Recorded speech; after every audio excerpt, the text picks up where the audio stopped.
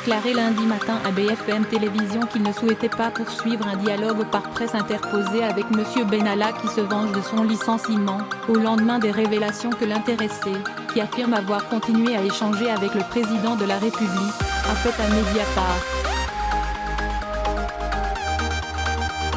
Avec ces révélations sur le site d'actualité Mediapart, Alexandre Benalla se venge après son licenciement, a assuré l'Élysée en répondant à une question de BFM Télévision.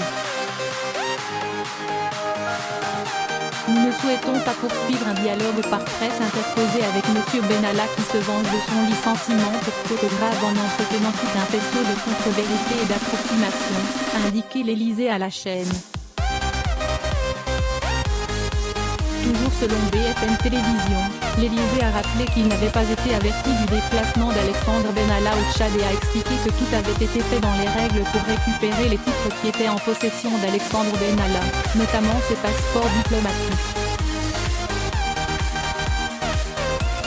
La présidence avait assuré ne plus entretenir de contact avec Alexandre Benalla après sa mise en cause pour des violences le 1er mai, mais dans une déclaration diffusée dans la nuit de dimanche à lundi par Mediapart, celui qui avait été l'homme de confiance du président à l'Élysée a affirmé avoir continué à échanger avec le chef de l'État via la messagerie Telegram.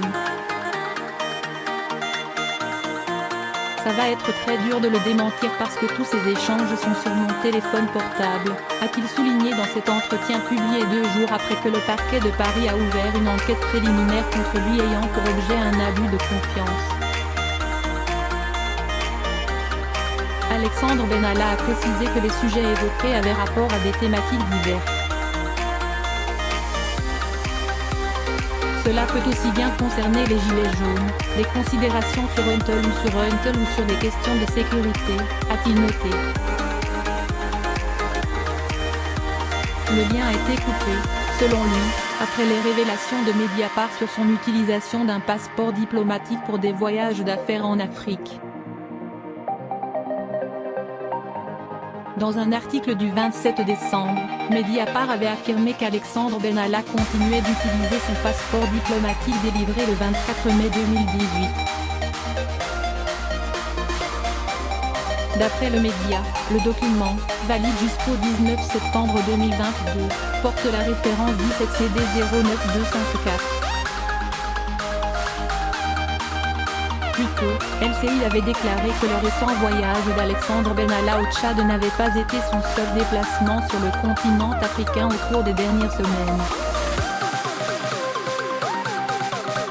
Selon ce média français, qui cite l'entourage de l'ancien conseiller d'Emmanuel Macron, il y aurait rencontré plusieurs présidents,